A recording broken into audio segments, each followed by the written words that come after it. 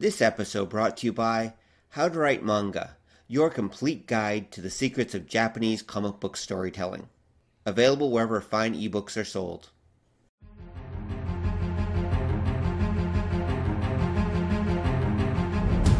The world has gone insane. Cosplayers rule the conventions. Gamers dominate the tabletop and the internet. Sci-fi subjugates the movies, and fantasy rules the bookstore with an iron fist. Only one group can bring order to this unruly mob. A team of uber geeks, masters of the nerdly arts, trained for decades in the hobby shops and basements of the nation.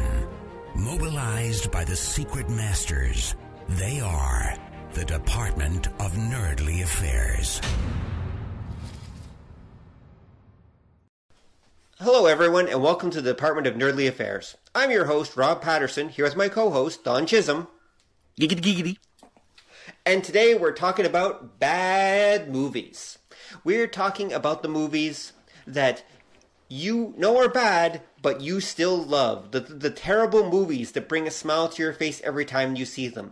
The movies that when you're flipping around on a Saturday afternoon, looking for something to watch, looking for some time to kill, you can't help but stop and watch with a big smile on your face, even though you know that this is not a good film. Those are the movies we're talking about. So naturally we need to have someone in who loves bad movies as much as Don and I do. And we brought in our friend Chad. Welcome to the show, Chad. I sure do love them, that's for sure. That's it's a little love of mine. In fact, Rob, I think when you and I became friends in high school, as I seem to recall, one of the things we used to do with some of our other friends was to go out to the video stores and rent like the worst things we could get our hands on. Absolutely, that was the height of entertainment back then. I mean, what piece of crap can we watch and sit there and MST3K our way through? Yeah, it's true. And boy, did we watch some stinkers back in the day, most of which were both bad and not entertaining.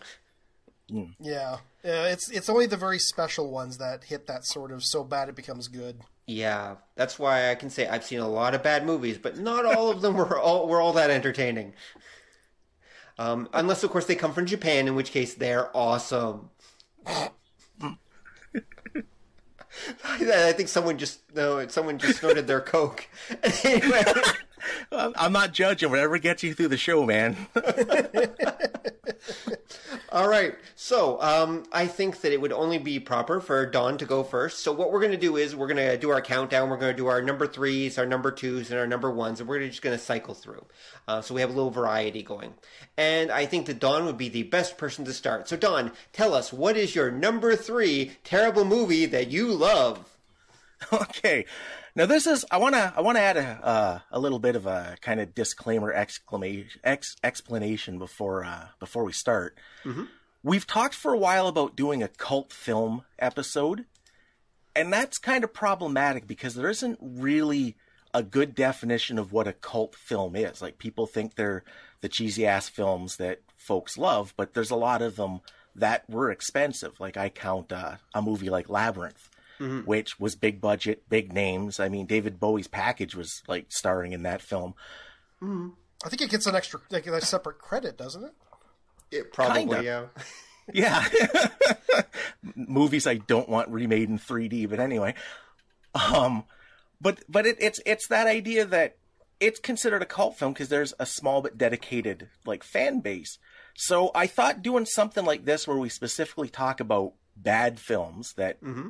However you determine that, will be kind of like the intro, the back door into that kind of story, because it puts out this idea of that something can be entertaining and not good by definition. Mm-hmm. Yep. Well, these are definitely films that sneak in the back door. There's no question on that. Mm-hmm. Because I think going down my list, the one that I came up with for number three, and I got a really huge list of films here, but I'd pick the movie Better Off Dead. Interesting. Oh, yeah. Which it's like one of John Cusack's earlier films. Yes. It came about sort of near the beginning of the like early mid '80s hug a nerd kind of film. Mm-hmm. Mm-hmm. The template had already been established, but it hadn't been worn out yet. And it's one of them movies, it didn't get a lot of credit. It didn't get mentioned a lot. A lot of people involved in it later on became famous. It's not really low budget. It's not really big budget. But it's on my list because it's really funny. Mm-hmm. And it's one of those strange things, if you stop and think about it, it's one of the most bleak, movies ever made. The only thing I remember about that film is $2! $2! I think everyone remembers that. Yeah. That's all that's all I really remember about it, to be honest. Yeah, the paper boy. Well, it's everybody remembers that. Everybody remembers the scene, because what the premise is, if you've never seen it, is the main character's the main character's girlfriend dumps him. And she's like one of the cool kids, and he's totally distraught, and he's not exactly like an outcast at their school or anything, but he's one of the guys that you'd normally walk past the hall and never notice. And he's so despondent that his girlfriend dumped him that he's trying to kill himself all throughout the film. Because the one scene everybody remembers too was he's in the basement and he's wrapped up with towels and I believe old mats.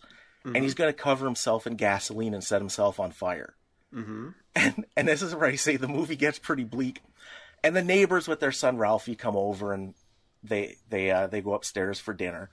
And he's still wrapped up, and he's still got this jar of gasoline. He's sitting on the table, and he's sitting next to Ralphie's mom, who's the typical oblivious, overbearing mom. And she's going on and on and on. And she butts her smoke out in the jar, and the next thing he sees the side blow off the house, and then they're at school the next day. Gee, Ralphie, we're sorry your mom blew up. That's great. Yeah, there was that. Everybody remembers the scene too with he jumps off an overpass.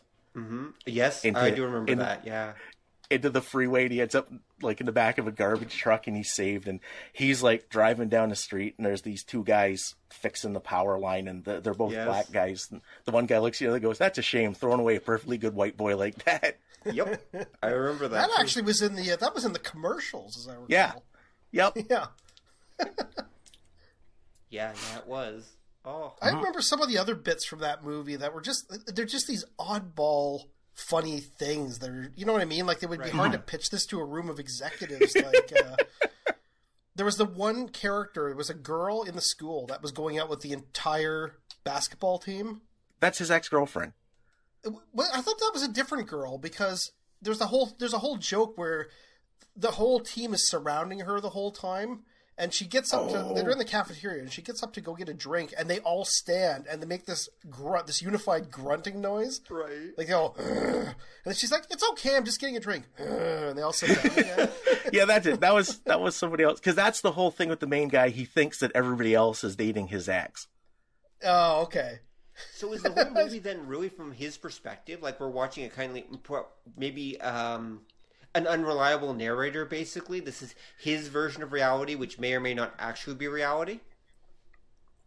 It's a good point, because one of the things that's happening through the movie is everybody else is succeeding except him. His little brother, and this is another thing everybody remembers. His little brother is constantly ordering these how-to books through the mail. Oh, right. Because there's the scene where he has how to build a laser pistol, and he's putting it together, and the main guy's like, "That's never going to work, that's just a ripoff." And then he shoots at him and burns a hole in the wall. Right. Or the part where he orders the book, How to Pick Up Trashy Women. Yes, I remember and that. there's a scene where his brothers go running by his room doing something, and the little kid's in there with 8 hookers and stuff. Right. Oh, actually, now that you say that, and I always think of that scene where... he's watching the Flintstones on TV, and then Barney starts addressing him directly, asking if his girlfriend's free for dating. Yeah, that was that was the one of the running gags. Yeah. Okay. Yeah. I guess I remember more of that movie than I thought, or at least a lot of the gags. Wow, it's been so long since I've seen it. I should watch that movie again sometime. Yeah, because it's one, it doesn't come around very often. Mm. But everybody kind of saw it, because it goes with, I think, what you were talking about, how in the early 80s, the idea of renting bad movies. Yeah. It came out during that period, and I think everybody saw it, but they don't remember that was the movie that they saw. Right. They remember a few of the bits from it and maybe the commercials, but that's it. Yeah. Makes sense. That's true, actually. Yeah, it's funny you say that because I can actually remember specifically. I brought this up. Actually, it's funny. I brought this up as a topic of conversation a couple of months ago, and people are like, no, we've never heard of it. And I started bringing off the jokes, and they're like, oh, that thing. Like, they almost don't recognize it by name. Huh. Yeah.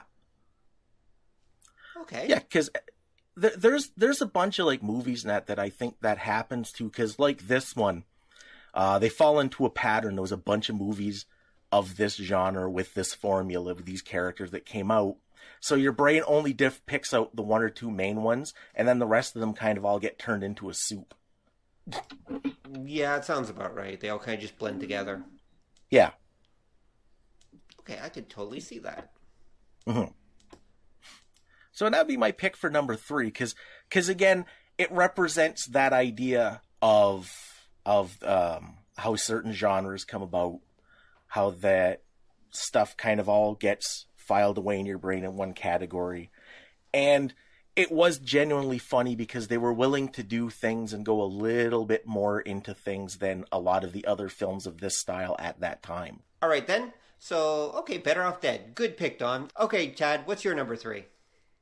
I'm going to go a bit cliche here, but I still love this movie so much, and it's recognized, people will know this when I say it, which is Plan 9 from Outer Space. Okay. I love that movie. It is Really? it is such a piece of junk, but it's so entertaining that I don't care. It's funny because the film gets this rap of like, the worst director ever and the worst film ever made. And I don't find that to be true because it's entertaining. It moves along at a decent clip. Like, it's crappy. I'm not going to even argue that. It's clunky. The dialogue is terrible, but it's not that you're ever bored with it. Like, you can watch that thing and never at any point go, this is excruciating, I can't sit through this. That never happens. I mean, I can point to a million films that do that. Right off the top of my head, there's an old film from, I think, 1953 called The Mesa of Lost Women? Okay, right, the Mesa. It's Mesa. Mesa, of right, Lost Women, Mesa. yeah. Unwatchable. Right. Unwatchable. And this thing came out, like a few years later, and it's the exact opposite. Yeah, it's terrible, but it's funny. You laugh at it. Like, you get a big group of people watching this thing, and it's a riot. And for me, it always, I always found it interesting that it really does sort of represent a typical bad, so bad it's good B movie, in that the core idea just couldn't be done properly with either the shortcomings of the director or certainly not the budget, but they just went ahead and did it anyway. Right.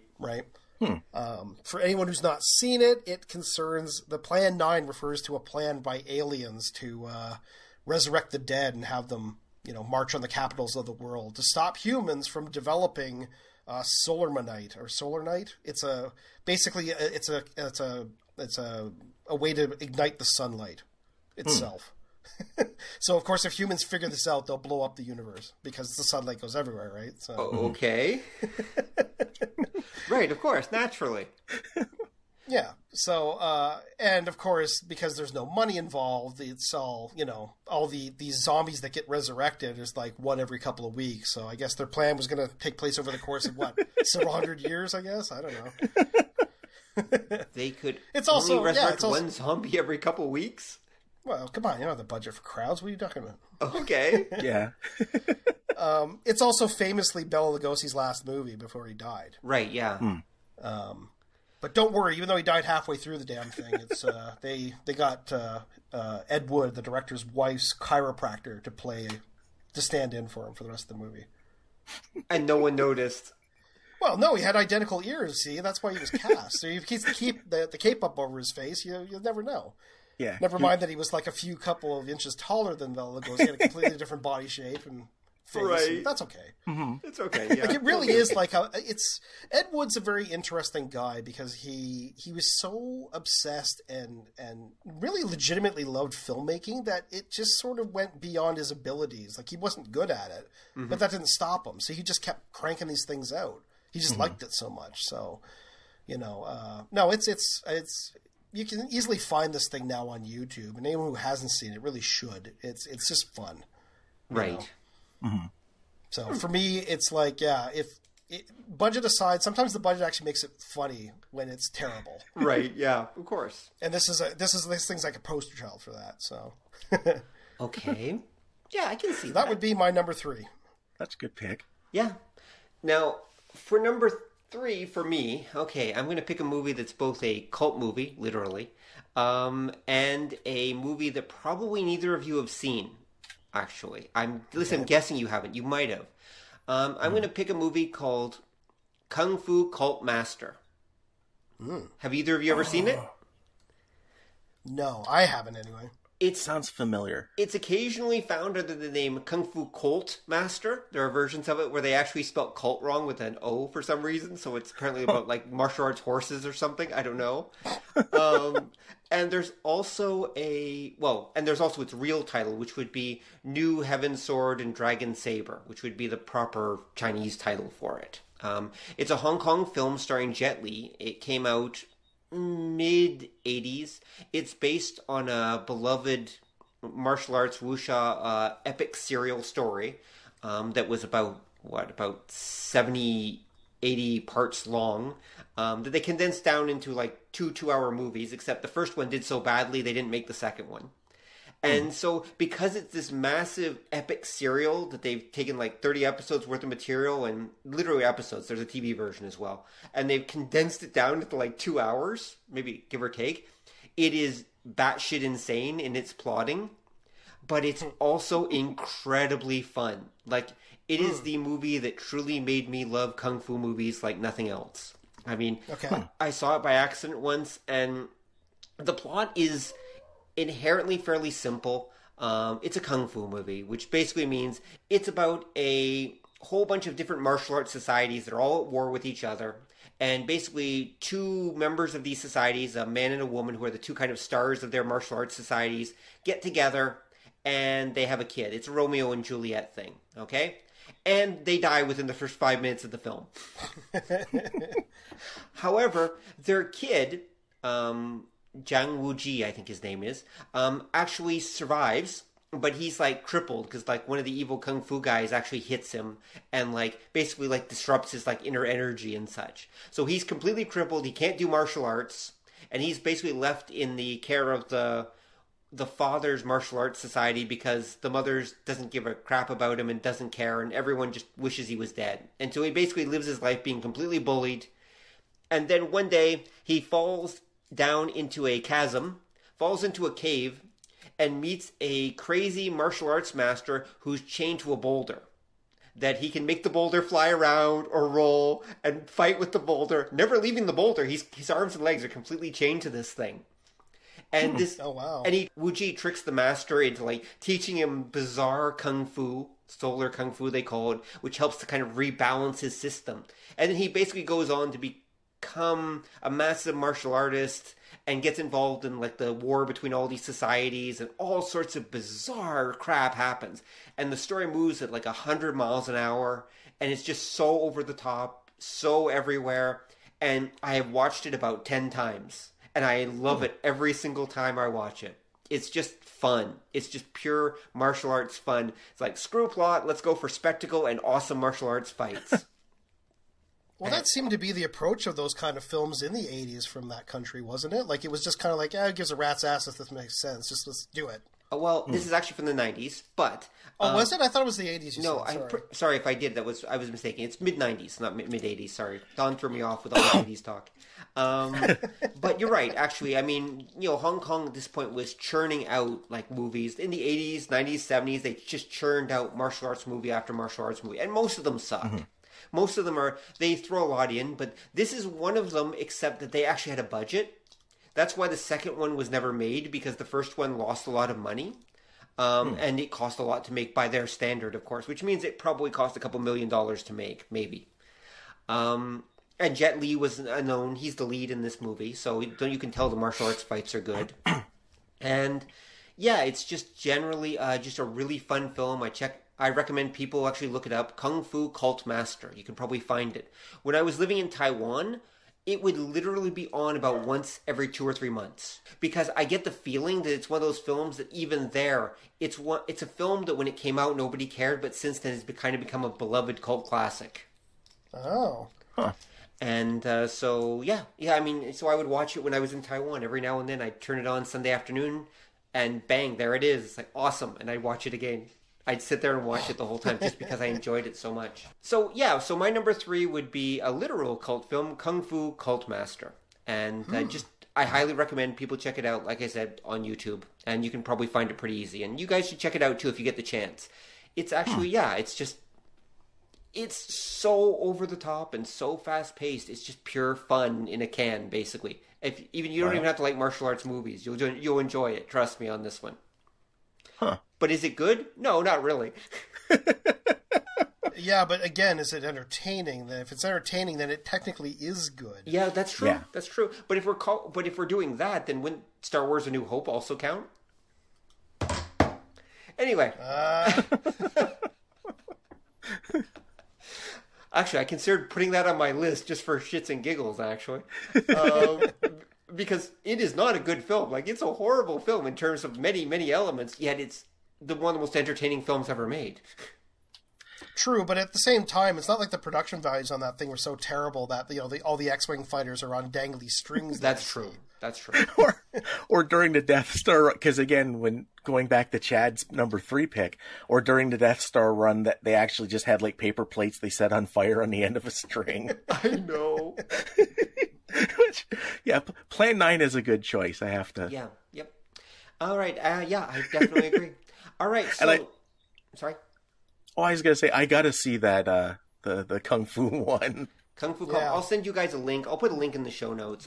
Usually there's a copy of it floating around on YouTube. Usually a couple of them. The whole movie. Usually it's not hard to find because I don't think anyone bothers with the copyright for it, just because it's so. Yeah. Anyway, all right. So actually, I don't think the company that made it even exists anymore. I don't. Right. At least it probably was bought by someone else, but who knows if they care about the rights. That's one of the great things about these movies is they're often very easy to find. Yeah. All right, so Don, how about your number 2? What would be your number 2 for this list? Okay, I know number 2 is one you're both familiar with, and it's another one I picked this because it's not a good movie, but it's so weird and it's so entertaining, and it gives you the important piece of advice that should you ever find yourself trapped in a block of ice, always remember that the number 4 and number 6 rockets can be used to escape. Good choice, man. Good choice. Yep. Of course, I'm referring to Inframan. One of the greatest movies ever. It really is, actually. Yeah. Mm-hmm. It is. I agree. Okay, Don, take it away. Tell us why it's an awesome movie.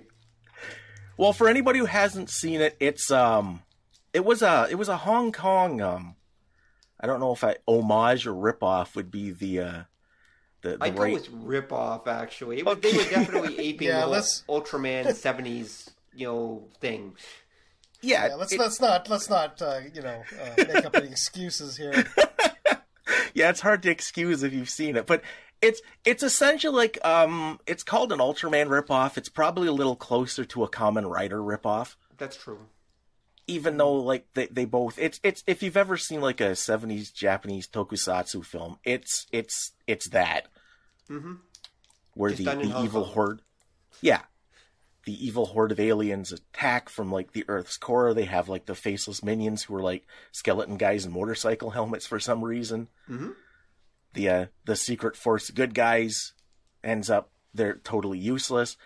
They make the one guy who the quintessential scientist turns into a super-powered cyborg, and that's Inframan. And then there's a bunch of wacky fight scenes with weird monsters, and shit blows up in the end. Yay! Yep. So, does Inframan actually grow to giant size? I can't remember.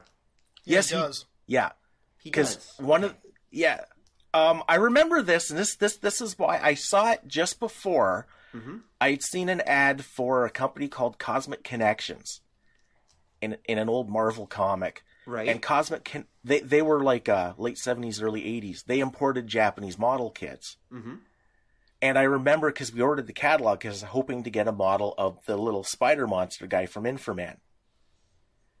because everybody remembers the scene. It's this like chubby four-armed spider-looking thing, Yep. and they fight. And the spider grows huge, and Inframan grows huge, and the spider gets his ass kicked, and he shrinks down. Then there's a scene where he's running, and Inframan like squishes him, and all the green guts come out. And that. Yep. Okay. I remember Doesn't the I seem to recall the spider guy. It looked a lot like something from like the Croft Super Show. Like he had this kind of cartoonishness to him. Yeah, there were a few of the monsters in it that they're a weird hodgepodge of like tokusatsu series style stuff. Because the spider is, yeah, he's kind of like cartoony kid show mascot looking. There's the thing with the lunchbox stuck to its hand, which looks more like your Inframan Kamen Rider type thing. There's the weird like robot guys that look like your giant robo kind of rip off things. There's the obligatory like hot chick in the skimpy outfit kind of thing, and it really is this weird mishmash of stuff. Right, but it's a great mishmash. Yeah, and that's what I enjoy, because I'm not looking for plot or nothing. I just want to see weird monsters and strange fights, and yeah, this one's got it. Oh yes, it does. Oh, and then some. Yeah. It's, Yep. Yeah, I highly recommend it. Isn't also that film notable for every time he punches something, there's an explosion or something? Like I seem to recall something along those lines. Like they really went overboard with the just trying to make it dynamic, right? So yeah. Like he's just there's lots of explosions for damn near everything, which is awesome. Yeah, basically. Yeah, that's because he's got some kind of, it's like electro punch, and that's what it's supposed to be, is when he hits somebody, it's this. But yeah, you're right. There's just pyrotechnics going off all throughout this thing. Yep. Probably It's kind of amazing the studio didn't burn down at some point because of all the fireworks going off. Well, it might have, because like the Hong Kong studios are infamous for not worrying about stuff like that or the safety of their actors and that, especially like say back then. Right. I think this was like a late 70s, early 80s one. Yeah. And if I remember right, that was the point where the Shaw brothers were actually really putting a lot of effort into their films and production. Yeah. Because they were trying kind of for an international market. They thought, okay, maybe we can push this beyond China. And so for a while there, they put a lot of money and effort into their films. Not that they didn't before. They did this weird cycle where they'd go cheap and then they'd make a lot of money, and so they'd go expensive, and then they'd have a few losers and they'd go cheap again, and they kind of went back and forth. And that was one of their more expensive films. It might have even been their most expensive film. I'm not sure. Yeah, because when you watch, it doesn't look cheap. It's hindered from its time, but yeah, there's a lot of elaborate sets. They do a lot of like outdoor shots for it. There's a load of different costumes. It's got more enthusiasm than talent, I think, would be the way to sum it up. Yeah. Right. And so, see, right there you touched on something that was kind of critical. Now, imagine if someone redid this thing nowadays and made it really slick. It wouldn't have that same feel that the original has. Right. There's almost like a sort of a guerrilla filmmaker kind of vibe to that thing, which makes it work. Mm-hmm. You know, if you made too much sense and made it look a little too slick, it would lose a lot of what makes it so wonderful. Right. Yeah. No, I totally agree. It only works again because of the whole men in suit and the whole like weird enthusiasm and hodgepodge. That's what makes it work. Yeah. I haven't seen it in a while too. Like, also, doesn't it move along at this insane pace? Like, okay, you're Inframan now. Oh, there's some bad guys. Go get them. Well, Sorry, go. Oh, go ahead. I was going to say he gets turned into Inframan while the bad guys are actually attacking the base. Yeah. Right. And so he literally pops out while his friends are dying, and then starts just kicking ass, and it kind of goes from there. Yeah, it's sort of we'd always wondered if it was a TV series, because it feels like somebody took a tokusatsu show, took all the fight scenes out, stuck them together, and then tried to wrap a plot around it to explain why you're watching all the fight scenes. Yeah, that's exactly what it feels like. It's like they took a whole season of a show and just condensed it down into like 2 hours of episode or 2 hour movie. Yeah, and it's Yeah, it does feel that way. It's like, yeah, we got to get all the monster fights and everything, but we're not going to bother with the episodes. We're just going to show the monster fights.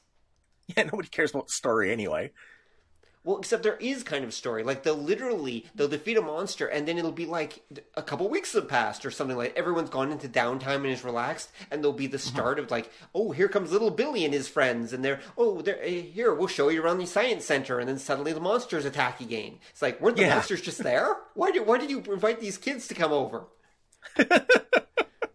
It literally is like there was a whole series, and they just chopped it down, but there was no series, at least as far as I know anyway. Yeah.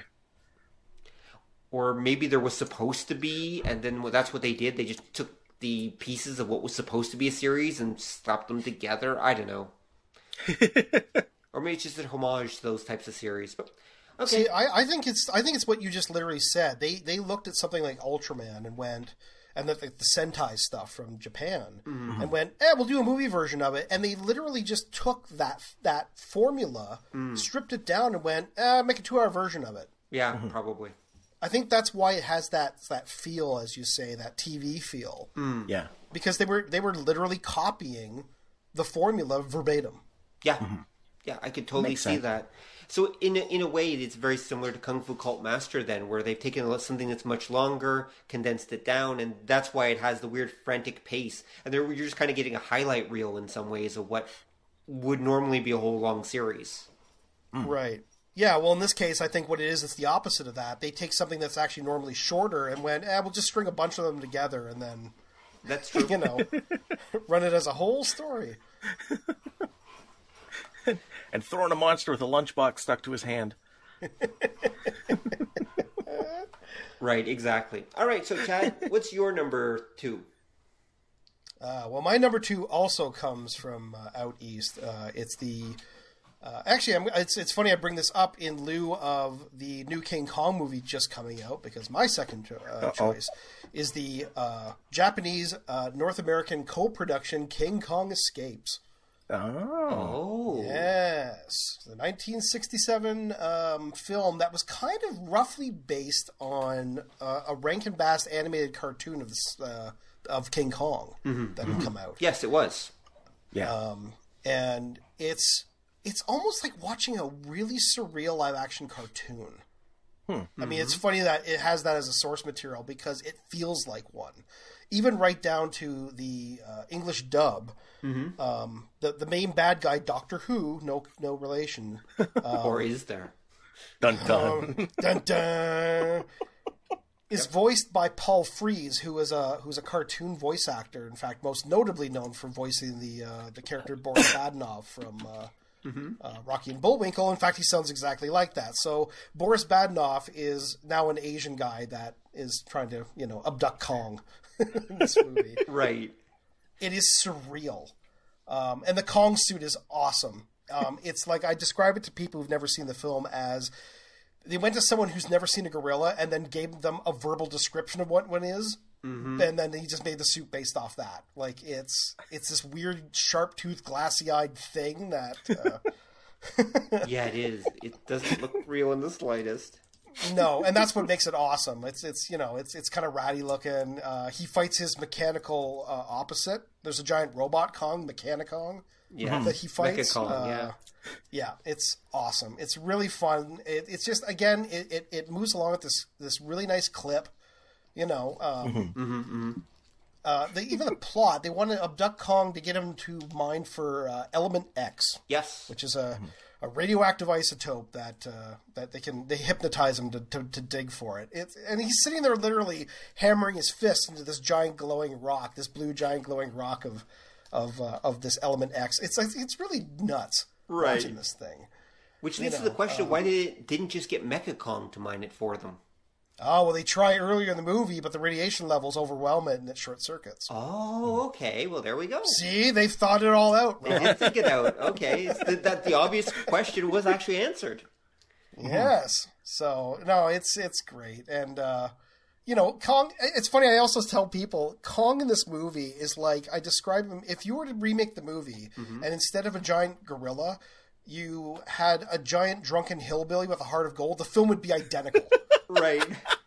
Like, that's his character in a nutshell. Right. Like, he's just kind of this well-meaning giant dope that, is easily influenced. And, because he takes orders from people, like the Fay Ray stand-in character. This character named Susan Watson. She's like a military nurse, and she just orders him around and just does it. It's not, they're not trying to do the subtle, is he actually an animal? No, he's a cartoon character. It's fine. Huh. Oh, and then the typical thing, the movie concludes with like a big fight between Kong and Mechanicong in Tokyo, because of course. Of course. It's just a wonderful little movie. You can actually find it online if you kind of look around, but highly recommended.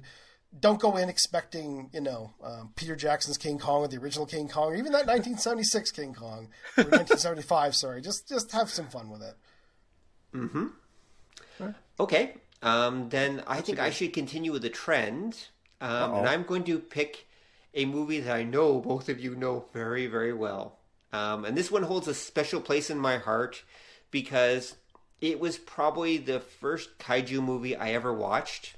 And it actually, it's still one of the ones that holds a special spot somewhere anyway. And the answer is Godzilla versus Megalon. Yes. Of the Godzilla movies, it is probably, it's not the best and it's not the worst, I would argue either, but it is definitely one of the most entertaining.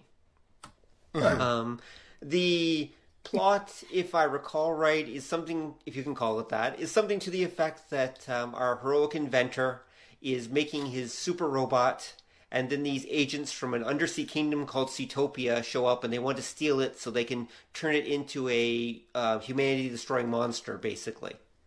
And, of course, the super robot I'm talking about is Jet Jaguar, an Ultraman clone. We'll call him an Ultraman clone and be nice about it. Because basically the movie is Godzilla meets Ultraman. That's really what it is. It's Godzilla meets Ultraman, which is probably one of the reasons I like it so much. And eventually, they do take control of Jet Jaguar, but then, Godzilla steps in and then the bad guys summon up more monsters from outer space just cause. And there's a giant, tag team monster match that has rarely been beaten. At least that's my synopsis of the film. And yeah, I mean, it's just fun. There's just so many just fun, weird little bits to it. I mean, I think it's also one of the most popular MST3K episodes of all time, too. For a very good reason. Yeah. Just for the song. Yep. But I think they ran into some sort of legal problem with it. Like, there was a DVD set that came out with that film, and they immediately had to pull it. So if you have that thing, it's kind of a rare item now, because Toho immediately, clamped down on it. Really? Wow. Yeah, if I remember correctly what it was, and this is a problem that's come up with a lot of the old, 60s and 70s kaiju films. The Mystery Science Theater guys, from what I understand, they had the rights to the English version from the 70s. And they thought that extended in perpetuity. But when they put out their version of it on disc, Toho immediately slamped down on it because they didn't have the company that had the rights to the English version, I guess, since they're not around anymore. I think it was AIP. It was. Yeah, the rights didn't extend. They didn't, that version is now legally a non-entity, so that's why they had to pull it. Oh. Right. Okay, that makes sense. So there's really no one who owns the rights, so they default back to Toho, and Toho's like, hell no. Okay. And because some of the other ones, I think the early, the first 4 or 5 Gamera films, the English versions of them are counted as a separate film, and those are public domain, or somebody somewhere still owns those, and that's why they keep popping up anytime you see those 50 horror monster movies for $10 DVD sets. Right, yeah, that would make sense. Yeah, the Gamera ones are on them because the rights to at least the first 3 or 4 of them are counted as a different thing. Those English film versions of them are still available.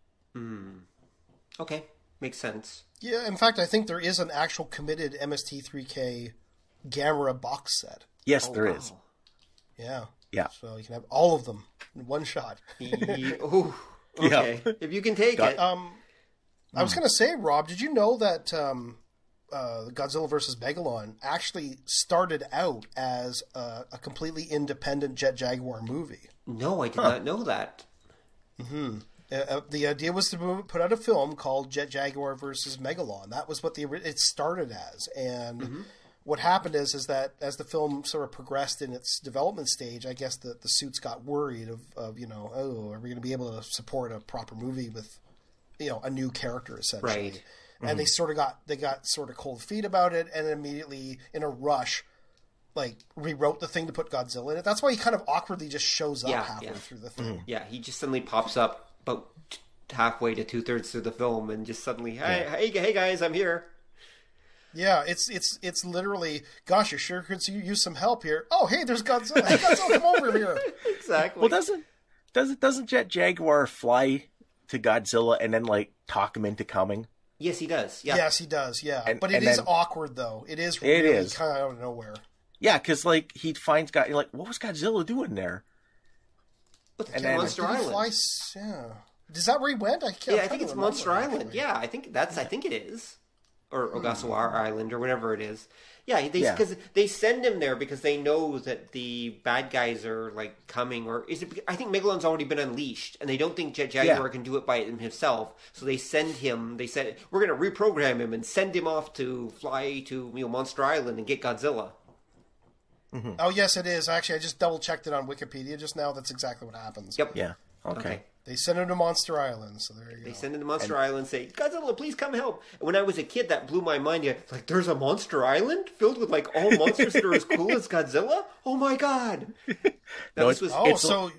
You clearly saw this thing before Destroy All Monsters. Then. Oh yeah, definitely. I saw this. I told you this is the first Godzilla film I ever saw. This is technically the first full kaiju film I ever saw. Ah, okay. This was my first, and you always love your first. It's just one of those things.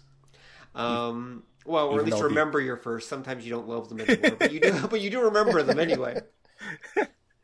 It's funny too because you can really see the sort of the Ultraman influence they were trying to go for, especially with Megalon. Yeah, Megalon really is kind of a Power Rangers type monster. He's like a bug, but he's kind of basically a guy in a human-like proportions and with a bug head, and then he's got these functional drill arms. Yep.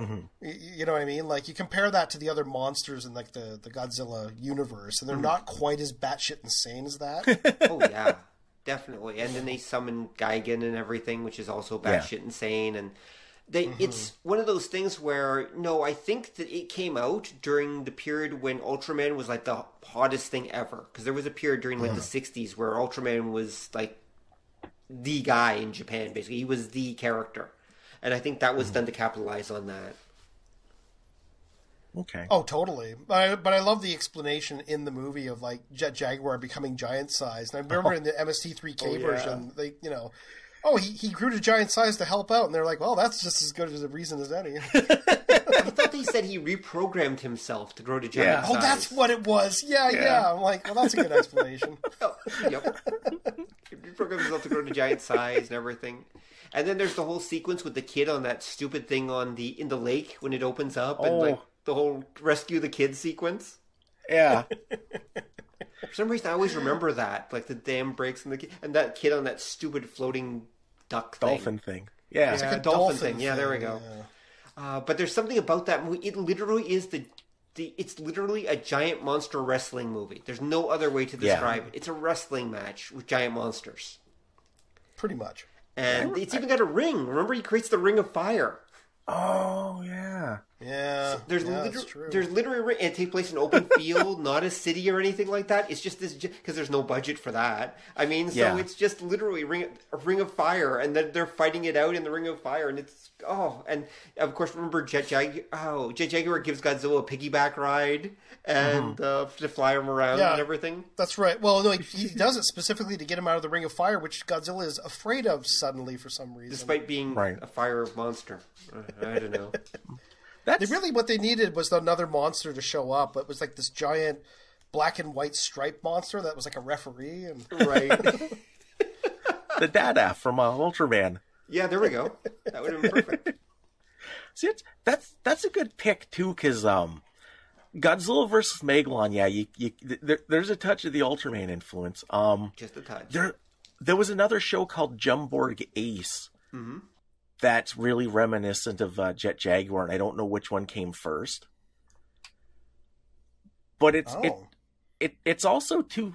That movie came out at the time, like we'd said before, that with the Japanese like tokusatsu Ultraman-esque TV shows, you could tell they were at that point where they weren't sure, do we want these shows to be kids shows, or are we going to move on to make them grown-up shows?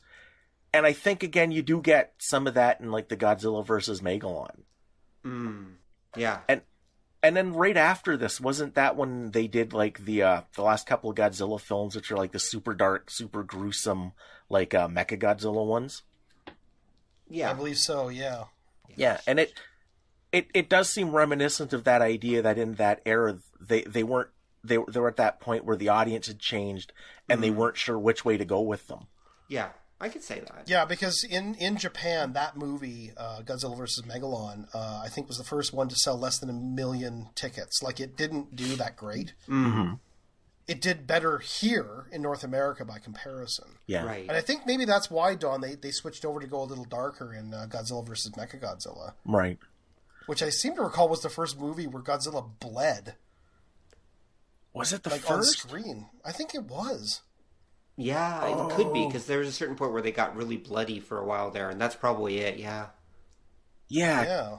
Because that was the one with Godzilla Tower, wasn't it?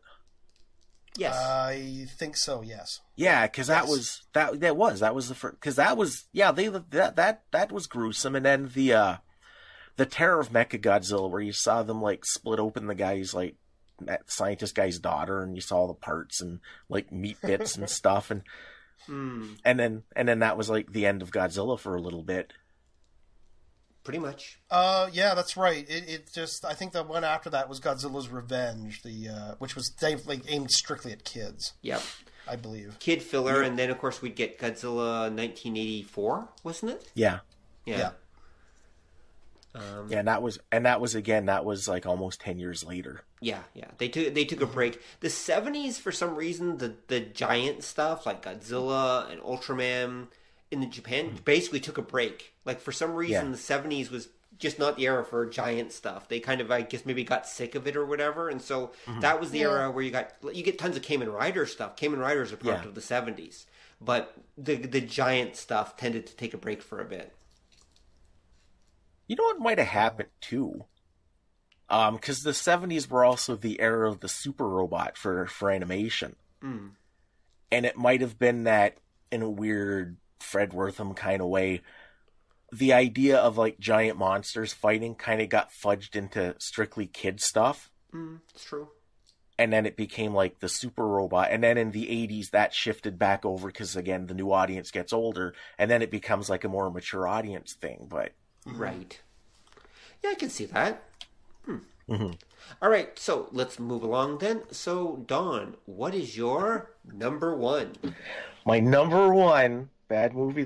Now, this I included for a reason, because it sort of highlights that movies that you love can mean a lot of different things. And this is one that I don't necessarily love, but I find it to be like this absolutely bizarre, almost Zen koan-esque cultural artifact. You sound nervous. I am nervous. I'm getting scared here, man. So my number one horrible film that I have to technically say I love, or at least are obsessed with, is, of course, the greatest film ever made, the Star Wars Holiday Special. Oh, you bastard, you worked it in. Yes, I did. So this whole show with all a plot just to get the Star Wars Holiday Special in. Maybe. No. Well, no, I want to talk about other bad movies, too. Technically, that's not a movie, man. That is a TV special. That does not count. You have to come up with something else. No, it's a movie. If I had said Don't Be Afraid of the Dark or Frankenstein the True Story, that would count, and they're TV movies. That's true. Well, I mean, admittedly, the thing drags on. It feels like the length of the movie because. Well, it's 90 minutes. Okay. It's 90 minutes. I'm reminded of one review that had the statement, "You can never get enough Harvey Korman, but this comes close." Because, and again, it's that bizarre thing where you're right, it drags, but it's this weird like baton death march of a film because it's horrible pace, but you can't look away. Yeah, I was about to say, though, it's a little different than the stuff that we've been talking to up until this point, which is bad but entertaining. This thing is not entertaining, but there's this, as you say, there's like a train wreck quality where you can't turn away from it. Like you're almost stuck watching this damn thing going, well, it can't get any worse, and then it does. And you're like, okay, well, now it's not going to get any worse, and then it does again. And you're kind of going, I should just shut up and watch this thing. You know? Right. And that's a great, and it's for those of you who may not have seen it, the premise of the story is that Wookiee Life Day is coming up, and they're trying to get Chewbacca home to his family. And that's right off the bat, you know you're in for a problem because most of it takes place on Kashyyyk, and most of it's Chewbacca's family, and none of it's subtitled. So probably a good, like, 2/3 of the movie, the dialogue is all, and you're like, oh, okay, fantastic, that's great. And if I was going to say it, if you thought like Chewbacca's homeworld mimicked like a sort of a 70s sitcom, you'd be right. I know. Yep.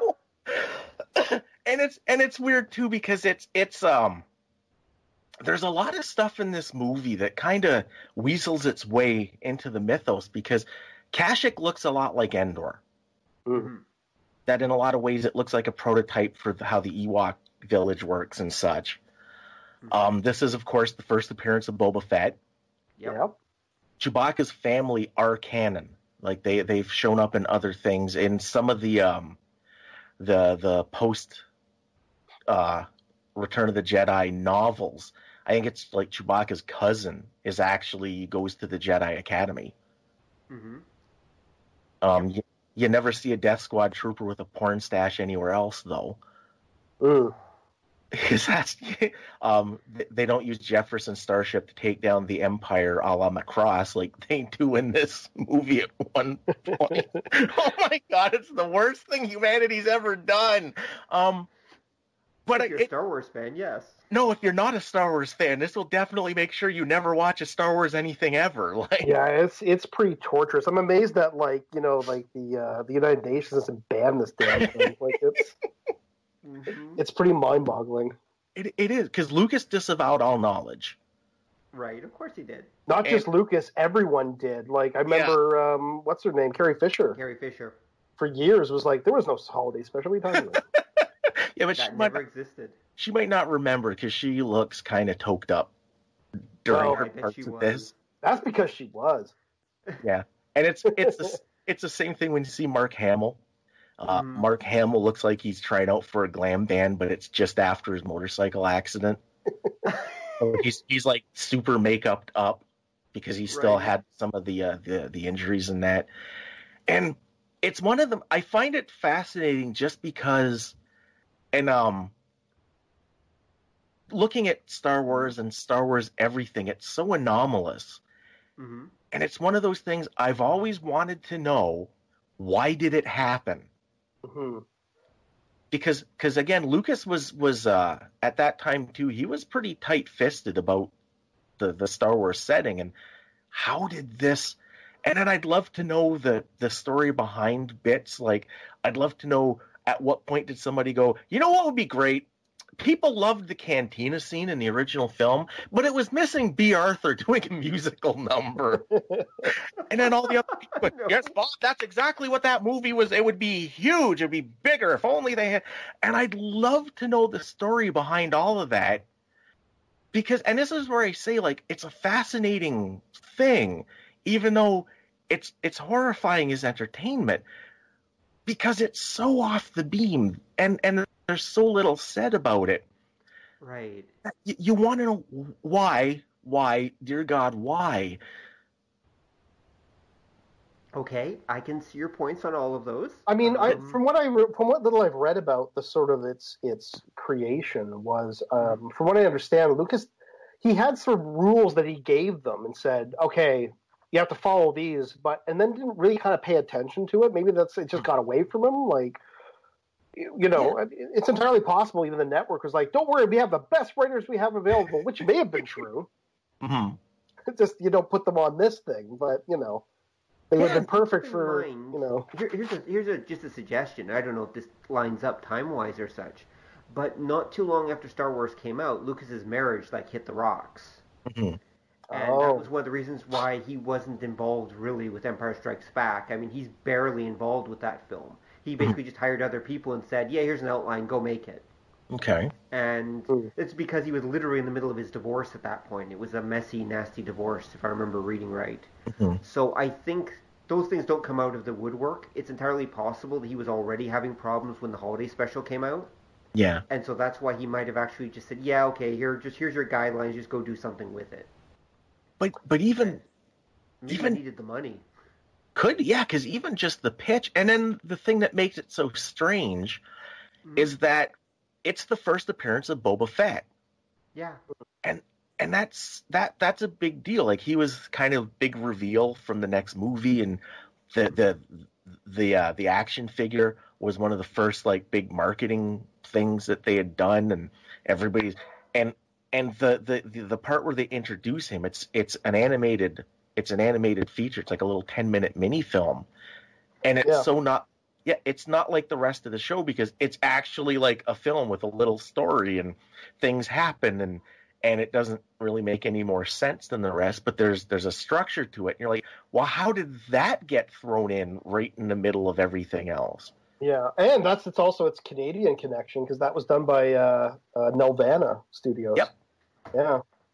And then because they later got the droids and the Ewoks after Return of the Jedi. Mm-hmm. Did you know anyone who actually worked on that, Chad? No, I don't actually. I knew people that worked on the other two series that you mentioned, but not that one specifically. Because that was done right at the beginning of that studio's inception. So yeah, they'd only done a couple of sort of holiday specials at that point. But it's actually, you can see it on YouTube, and it's actually funny to watch because the way they handled R2-D2. R2-D2 is made of Jello in that thing. He's not this. He's not a robot. He's just sort of this gelatinous thing that kind of squishes and stretches, and his head comes off. It's really odd. Really, really odd. Right. Completely unlike the rest of the holiday special. Oh, yeah, that's true. Hey, maybe that was a secret mandate. We really got to make this thing screwy, so do what you can. Yeah. Well, they did their best. Yeah, that is. It's weird. I don't know. I actually, here's a question for you, Don. Did you see that when it first aired? Yes, I do. I have really vivid memories of watching it as a kid, because I was excited, and I had a great aunt and uncle that were visiting from Nova Scotia at the time, and we were all sitting around waiting for this thing to happen. And I remember even as a 7-year-old kid watching this, going, "What the hell am I watching?" Yep. See, I saw it on TV as well, and I'm trying to remember. I think we were actually it's a friend's of my parents' house. I was just my brother and I watching this thing kind of, in their living room. And I just kind of remember the cartoon, and I remember the Chewbacca's son's toy's head getting ripped off by a stormtrooper. His stuffed toy got destroyed, right? Mm-hmm. And that's all I kind of remember. It's funny that my brain actually blocked out a lot of it, probably as a defense mechanism. But it was only years later about the B. Arthur thing. I was like, oh yeah, B. Arthur was in this. I kind of didn't remember that, because they were planning to do action figures and that from it. Were they really? Yeah, because you can find online they had prototypes for Chewbacca's family that were basically slightly resculpted and repainted figures, and I think Lumpy, the kid, was the kid from the Adventure People that they had puttied over and kind of Wookieed him up a little bit. But yeah, there were definitely, like I say, it's part of the whole Star Wars phenomenon. It looks like at some point they intended to make it official, and then I don't know. And I'm wondering too, maybe was it originally planned as something different? Yeah, it's hard to. Well, you know what the whole thing felt like to me when, having revisited it years and years and years later. Mhm. It's like the network had something, which was Star Wars, that they didn't quite know what to do with, and so they just plugged their TV sitcom formula into it, or variety show thing, and went, I'm sure it'll be fine. It's like sewing wings onto a dog and throwing it off a roof, going, I'm sure it'll fly. Yeah, because that pretty much. Yeah, because that kind of holiday special during the 70s, that was a thing. They did that like every actor and singer, and that they would do a show like that. Mm-hmm. But it just seems so weird. I'd always thought maybe that was because studios didn't want to touch Star Wars when Lucas was pitching it. Maybe that was part of like the deal, that they figured, well, we got the sets, we'll get like one of these holiday specials out of it, and that'll help recoup our losses or something. Yeah, it's quite possible. Mm-hmm. Because remember, it was the most godmassive popular thing ever at that time. Like, literally, people lost their minds for Star Wars at that point. Yeah. I almost think, too, that, like, because as you mentioned, how it actually is, like, technically, they actually said, no, it's all technically part of that universe. Like, we're not going to say that it was just this fever dream. No. And I can't help but think that was because of Boba Fett. Yeah. Like, Boba Fett was literally the linchpin of them begrudgingly going, fine, it's part of it. But again, I only sorry to interrupt, but for me, I only remember watching it because of the whole Boba Fett thing. Mm-hmm. I knew that they were introducing Boba Fett because I think the commercial started before the holiday special or something like that. Anyway, as a kid, I remember being aware of Boba Fett. It's like, this is going to be the first appearance of this like new major Star Wars character. Yeah. And so that's why I watched. Well, yeah, because when he shows up in Empire Strikes Back, I remember specifically as a kid going, hey, it's that guy from that cartoon part of the special. Mm-hmm. Like, I had a vivid memory of that, going, oh, it's him. Mm-hmm. Yeah. Oh, no, I believe it. I think that that's one of the reasons why you're right, Don, it's stuck because of Boba Fett. Because that's his first official appearance. And then the question is, why? Well, that must have been part of the deal, right? I mean, if they were promoting Boba Fett to the point where we 6-year-old or whatever kids, 6, 7, 8-year-old kids knew about him and knew about the Star Wars Holiday Special tie-in and such, that must have been part of a whole campaign that was going on. And so if that was part of the whole campaign, then obviously a lot of money had been invested into this, and they kind of had to make it work. Mm-hmm. It was part of a plan, I guess. I just like the idea that, like, if Boba Fett's part of, like, now that that's part of the universe, that somewhere in Star Wars, and maybe this is something you could put in one of the new movies coming out, that, there's a race of aliens that are based around Julia Child, and those need to come back in. And porn stash troopers and Wookiee porn and all kinds of stuff like that. And the Julia Child aliens, despite being all female, have to be played by male comedians, right? Oh. Okay, then. Well, yeah, because it was Harvey Korman playing this four-armed Julia Child parody, right? So I'm like, technically those are canon now, so right. Get on that, Disney Star Wars. And that's kind of my hope, is now that Disney owns it, that someday we'll get an official release of the holiday special. I wouldn't hold your breath. Restored, full range sound. Oh, I don't know. There's something about watching the crappy, bootleg that was created from the few people that had VCRs back then, where you get to watch the commercials with it. Yeah. That's actually part of the fun of that thing. Yeah. True. And to that end, I recommend anyone who wants to see it, get the Riff Tracks version. Oh, wow. They did a Riff Tracks of that thing? Yeah. The comments help. And they used the version that had the ads, so they make fun of the ads too, and that helps a lot as well. Wow. Yes, I seem to recall there was some ad for a news there was a news thing saying something about a Russian spy being arrested or something or some sort of. Yeah, it's just it's funny to watch that. Now, my favorite part from the Riff Tracks ad was Chrysler, 40% less jive than Ford.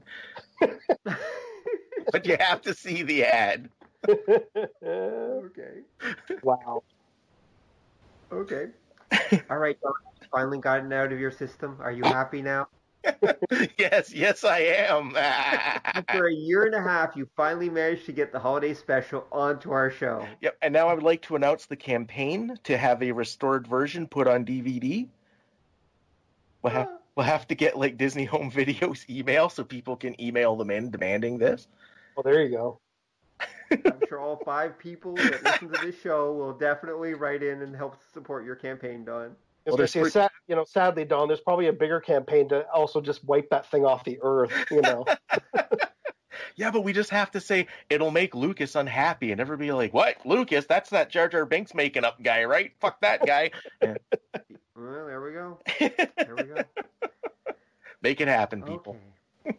Yeah. All right. Well, moving right along. So, Chad, what's your number one? My number one. It's funny because you mentioned your martial arts pick earlier. Mm-hmm. My number one is also a martial arts movie. Really? Yes. Now, I actually managed to see this thing in the theater, not in its obviously in its first run, because the film is back. It's an '80s martial arts movie. But it got a showing here in Toronto about 10 years ago in a rep theater, and I watched this thing. Some friends just said, "Oh, we're gonna go see this thing. It looks really crazy." I'm like, "Oh, okay." So I went along, and boy, that was an understatement what they just said. This is a film called Taoism Drunkard, aka Drunken Wu-Tang. Right. I don't think I've seen that one. Dude, it is one of the most batshit crazy bananas things I've ever watched as a martial arts movie. Like, it's hard to describe it. I wrote down a sort of okay, so here's what I wrote down as the plot goes. Mm-hmm. The main, in air quotes, story involves the buck-toothed title character Ratface, who accidentally breaks a sacred statue and is sent on a quest to find a virgin boy born on the 15th of August. He locates a young man who fits said qualification that, along with his grandmother, protect a sacred scroll of some sort, which is sought by the villainous Old Devil, a.k.a. Master Ruthless. I don't know what the scroll does exactly. The film is pretty nuts. Now, I read that to you guys and you're probably thinking, well, that doesn't sound that crazy. The film is nuts. Like, the way Ratface destroys this temple is he's driving along in this bizarre, it's like a giant rat car. Uh-huh. And he's drunk off his ass inside it, and he runs over a statue. There's a weird the scroll that I mentioned is guarded by what can be best described as a black colored Pac-Man monster with razor sharp teeth that attacks people that try to get the scroll. The grandmother character has a tendency to use oversized, and we're talking like comedically oversized weapons, like a giant sword that's the size of a car. Right. Like, and looks like it's made out of paper mache. Like, there's like no budget on this thing. Like, the bad guy uses his weapon of choice is this basketball-sized metal sphere that he can ricochet around the room and open up to reveal smaller spheres that can bounce around the room. Like, it's really nuts. I'm not even doing it justice. You have to go look this thing up on YouTube. It is there. I will. And okay, I will, definitely. You got me. You see, like, the use of, like, dummies, like, prop dummies, like, every so often, which is great. Like, a character gets thrown against the wall, it's clearly a dummy, but it's edited in a way that, like, it's fast enough that you pick up on it, but they, immediately the character just snaps to attention because within a cut. But it makes it amazing. Like, and it's got, like, no budget. I describe it, it's like the cartoon fever dream of a 10-year-old put to film using the kid's 5th grade schoolmates covering the production duties. Like, it's crazy. But it's a lot of fun, and it's just relentless in its pace. Like, it's just running. And the fights are actually fun. Like, that's the biggest thing about this thing. It's crazy, but it's a lot of fun to watch. And like, again, much like King Kong Escapes, it's like watching a cartoon in live action. It just happens to have this martial arts bend to it. Like, it's really, really nuts. And anyone who I've actually tried to look for this thing on DVD. It's hard to find. Like, it exists, but you got to kind of dig around for it. So it's been one of my little white whales of things I'm trying to track down. I'd love to have a DVD copy of this thing. Right. But yeah, like, I can't do it justice. You're going to have to go look it up, and you'll see what I'm talking about. Right. Huh. Okay. It really is much like, it's just much like Plan 9. It was like the ideas were bigger than the budget, and they didn't care. They just kind of ran forward and said, screw it. We're going to do it anyway. Okay. That's actually, I will definitely look that up. That sounds entertaining. Oh, it is. Some of it does sound familiar. I might have seen it like a long time ago. Mm-hmm. And We might have seen it on TV, probably. Yeah. I mean, the movie starts off with the bad guy trying to get this scroll. It's like a flashback, and he flashes back to why he doesn't have fingerprints. Mm-hmm. And the reason is when years back when he tried to get the scroll the first time, they punished him by putting him on a metal chair with his hands flat on this burning hot slide, and they just push him down it as his hands burn off. Like it's it's fucking crazy, this film. Wow. Huh. But there is this kind of, like I said, it's like a public school production value level to it that Right. just makes it more awesome, you know. Huh. Yep, definitely check it out, track it down. Yeah.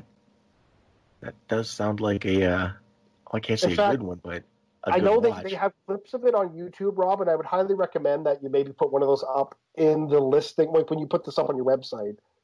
Like, you know, put that in there. Just, you know, to say, watch after the show is done. Huh. Yes, I can definitely see that. All right, so I guess I should probably go with my number one. Uh-oh. And my number one is probably a film that I suspect most of you are probably familiar with, and both of you have probably seen at least once anyway. I know Chad has. Chad's seen it more than once, I believe. Mm-hmm. Now this was a film that, again, it's a nostalgia pick. It came from the 1980s, and it probably, for me, set the standard for like what a fantasy film should probably be. Mm-hmm. And that probably gives it away what it actually is, and that is Hawk the Slayer. Yeah, there it is. And anyone who has not seen Hawk the Slayer, I will explain it in short version. It's basically, if you cross Dungeons and Dragons with the Magnificent Seven Samurai, that's pretty much it. Yeah. I mean, there's a nunnery in the middle of this misty forest that is under siege by a group of villainous bad guys who are just bad, and I don't know, the warlord's army, I guess. And so they send out a call for help, sort of, except, or maybe a sorceress just kind of helps them out. I'm not sure what the hell. And so they recruit a fallen prince named, well, Prince Hawk or whatever he's called. And they recruit a giant, a dwarf, an elf, and a couple other people, and they, with the Magnificent Seven characters, and it is unbelievably, and I don't use this word often, cheesy. There's no other way to describe Hawk the Slayer, but it's also astoundingly entertaining. And it set the standard for me. It really did. Like for 80s fantasy, and there wasn't a whole lot, it was probably the best of the batch. I mean, maybe it's because it had Jack Palance as the bad guy, and even I think John Terry was the name of the main actor who played Hawk, and they actually brought a little, like, there's a British quality to it that brought a little bit gravitas to it that it probably shouldn't have had, but it did anyway. Yeah, I remember, Rob, that you introduced me to that thing years back. Like, this is like way later, and I think it was about 10 years ago, maybe, I think. Wasn't it? Or maybe a little bit longer than that. And I just remember at the time. Much longer than that. Yeah, but back in university age. That's what it was. And I remember thinking, it's like, wow, it's like someone's D&D group made a movie about their D&D adventures. You know what I mean? Like, yeah, pretty much. Yeah, that's a good way to describe Hawk the Slayer. Sorry, go on. Oh no, like you guys are right. It is the most D&D thing ever done. Especially it is. Old school 80s D&D. Right. Yeah. I absolutely agree. And just the humor in it between the dwarf and the giant, for example. Yeah. What is it? Lizard's eyeballs. I remember. There's so many good lines and good humor, and it just works. And of course, the rapid fire arrows, which everyone remembers. Yeah. And the silly string. Oh yeah. Silly string magic. Like it's only a step above, really, a bunch of LARPers doing this thing, but they're really good LARPers. Yeah, it's. See, I'd put that like when I was saying about Better Off Dead, Hawk the Slayer. There were a fair number of those kind of films that like it's kind of the end of the beginning of those. You might call them fantasy, but they're definitely D&D inspired films. Mm-hmm. And it's not a terrible film. It's not a great film. It kind of encapsulates that whole genre in one decent, entertaining package. Definitely. So, I was gonna say, didn't also it did the typical like, hey, remember Star Wars? We're kind of like Star Wars. Like, didn't the main character kind of look like Han Solo, as I recall? He was dressed kind of similar. He does, yeah. Yeah. Oh, yeah. He's basically a fantasy version of Han Solo. Yeah. That's what he looks like. Palance looks like Vader. He's got like the armor and that. Yeah. The only thing is, because there's a Rift Tracks version of that one, and they point out one interesting thing is, the main character and Jack Palance's character are supposed to be like brothers, but Palance is like 40 years older than the other guy. Yeah, he is. So... Yeah, I always thought that was weird because he killed, spoiler, he killed the main character's beloved or girlfriend or whatever because he was jealous. Basically, they both wanted the same woman. Yeah. And so that's why, and Palance killed her, and that's why he became exiled and became a warlord, basically. Well, that and his pact with evil, as I recall. Well, yeah, he did his pact with evil, too. Yeah. Yeah, there's the evil. Oh, they never made the sequel either. Oh, that would have been so cool. Well, now, and this was theatrical, right? Like, it got a theatrical release, right? Yeah, as far as I know, it did, yeah. So, Hawk the Slayer, again, you can probably find it on YouTube. I mean, I imagine there's probably an official DVD release of it. It's enough of a cult film that I'm sure that it actually, probably not Blu-ray, but probably there's an official DVD release of it. Then again, there's a Blu-ray, I think, of many of these films, so you never know. Yeah. Maybe there is. It seems to me, too, as I sort of recall that, like, the legacy of that movie, it's sort of like making these kind of, low-budgety fantasy films. It kind of shifted away from like theatrical stuff and just went right into straight to DVD things. I seem to like, wasn't it kind of right at the beginning of that? And I think it was probably one of the last, theatrical type movies. Maybe not the last, but certainly in that it was kind of. I think Don, you said the beginning of the end kind of thing. Well, the end of the beginning. I guess they're different. I guess because there were a bunch. That did have theatrical release, and then a lot of the rate-to-video ones that came out were they were imports, right? That they were like Italian, like the Italians made tons of these things, and they were just hastily dubbed and put out on video, right? Because I do remember Sword and the Sorcerer, I believe it was. That came out a few years later, but I guess Conan the Barbarian, but you could see like sort of the shift happening where it switched over to DVD, VHS, a videotape, yeah, VHS, because that's where the money was, right? Yeah. Well, also you could put out stuff faster and it doesn't have to have the same budget, and people will watch it anyway. So, because that's what I'm thinking of things like Darkstalker. I don't think Darkstalker. Maybe the first one was, but I seem to recall the second Darkstalker movie, which was another of these kind of quickie fantasy movies. It was straight to video, I seem to recall. I think the first one was actually theatrical, though. The first Darkstalker was, yeah. Which actually leads us to at least one of my runner-ups. I'm going to take the stage and start with my runner-ups, and we'll see if you guys like them. Okay. What we're going to do is we're going to do a speed round. Okay. Okay. I'm going to set my timer so that, and we're not going to spend more than 1 minute per film. Okay. That's how we're going to do this. Okay. Okay. Let me just set my timer here. All right. So, first one. Okay. Deathstalker 2. Oh yeah. Yeah. Which is perhaps one of the most entertaining fantasy films besides Hawk the Slayer ever made, and it's incredibly funny. Especially for how self-aware everything is. And the actors are basically breaking the fourth wall and making jokes and doing all sorts of stuff. The best, though, is actually the outtakes at the end. Yes. The outtakes are even better than the film, which is not difficult, but it's so funny. I highly recommend Deathstalker 2 if you get the chance. Okay, Chad, go. Ricky O, the story of Ricky, which is it's this crazy martial arts movie based on a manga of the same name, done I think by a Chinese company. And boy, again, the ambition was far greater than the skill of the film and the filmmakers and the production budget. But boy, is it a lot of fun. And again, has some genuinely creative, weird stuff in it, like a character punches a bad guy, and it immediately cuts to an X-ray version of that character's outline, and you see his skeleton shatter, in this X-ray setup. It's friggin' brilliant. So right. Very violent though, ultra violent. So like again, not that it's convincingly violent, like the gore is not convincing, but still a lot of fun. Okay, I can see that. Okay, Don, go.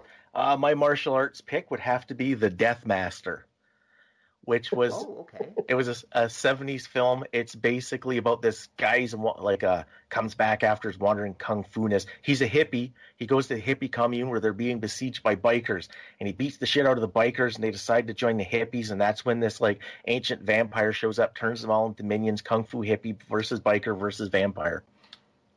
That is awesome. Okay, my next one. My next one is The Legend of Boggy Creek. Again, I'm sorry, I'm a nostalgic guy. Another nostalgia play, which is, of course, the super low-budget docudrama of the events that occurred in, Fook. It's actually Fook something. I'm forgetting the name. Chad, you probably know. Fook what? Yeah, I know the one. Of course, I'm drawing a blank now, too. I know exactly what you're talking about. But anyway, it's Fook. Fuck. It's not the Fook. It's not like the Fook Lake Monster. It's something like that. Yeah.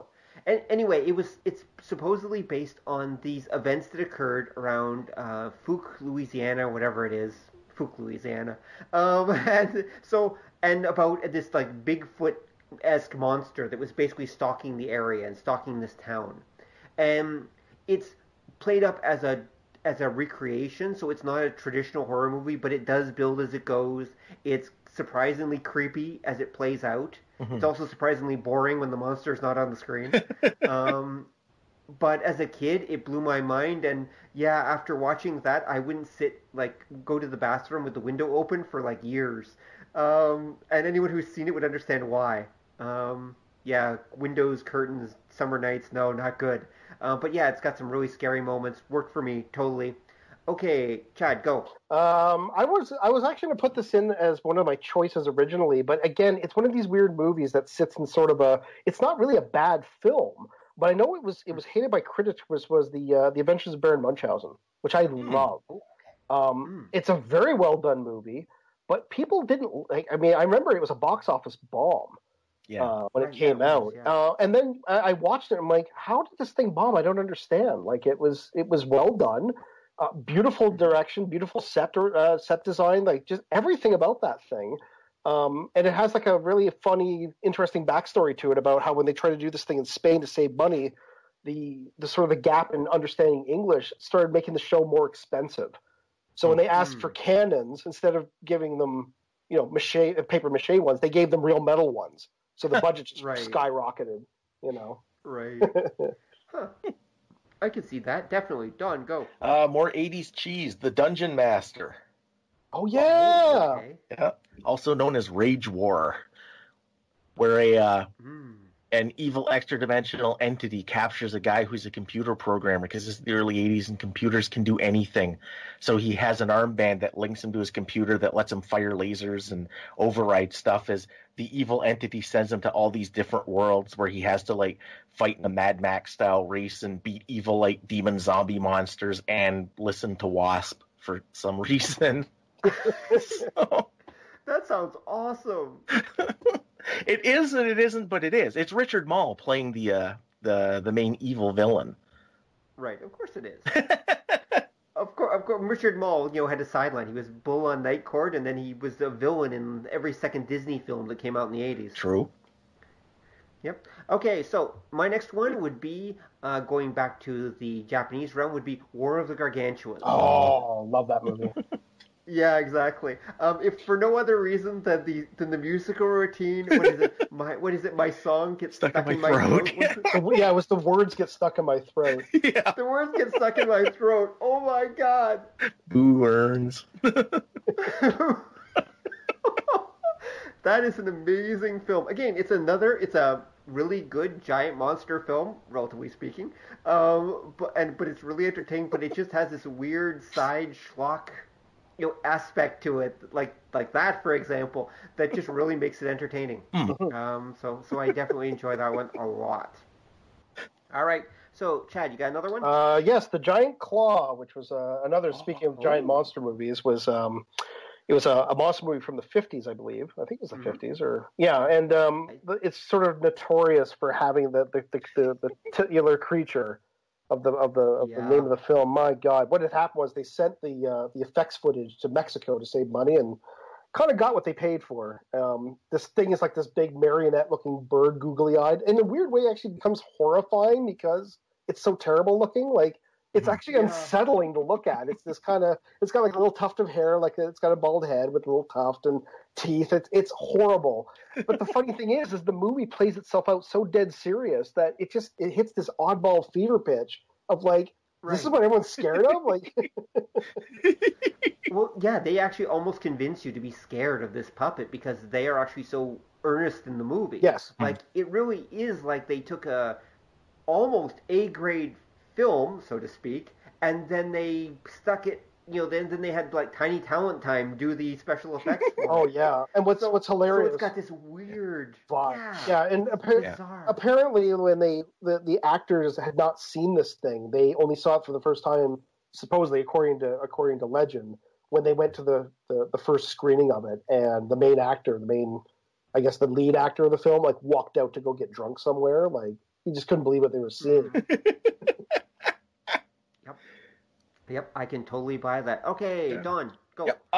Well, to reference the giant claw, I do, from what I understand is they filmed all of it without the monster first, and that was done dead serious. And then they got the puppet back, and that was why it feels like, because it really is two different movies. Yeah. Right. Okay, that makes sense. So, any other picks, Don? Oh hell, I'm gonna go with, again, more 80s direct-to-video cheese, Terror Vision. Oh, I've never seen that. Oh, yeah, No? I have. Yes, that actually it's a bizarrely entertaining and creepy film. Yep.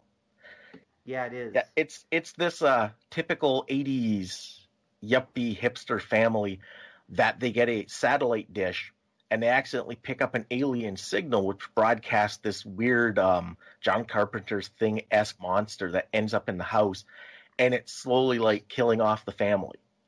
Ooh. Including their survivalist grandpa and Sherman, which is the son, who's like grandpa's disciple. And I forget the daughter's name, but her boyfriend's called OD, and he's their typical 80s metalhead. Mm-hmm. And the parents are swingers, and they have like another couple over that same night while this monster's like killing them and absorbing their personalities. Yes, yeah. And absorbing aspects of them and everything. It's both creepy but also oddly entertaining. Yeah. Yeah, okay. Terror Vision. Yes, that's actually not a bad pick. All right, so following our 80s cheese theme, I'm going to go with The Adventures of Buckaroo Banzai. Oh, okay. Oh, yeah. Mm-hmm. It has a true cult film status, and there's of course a good reason for it. It is just so offbeat. It's just kind of likable. You just can't help but enjoy it, and it carries itself so well. It's Buckaroo Banzai, for those who are not familiar, if you poor people, is basically like the world's greatest super scientist adventurer character. He has degrees in every martial art and every subject and science, and he also plays a mean guitar too. And so he forms an organization called the Hong Kong Cavaliers, which is basically all these other super scientist adventurer guys, because the whole thing is a giant tribute to Doc Savage, basically. Mm-hmm. And that kind of like adventure pulp hero. That's what's going on. And at the same time, these aliens, the Leptoids from Planet 9, or the interdimensional aliens, are basically invading.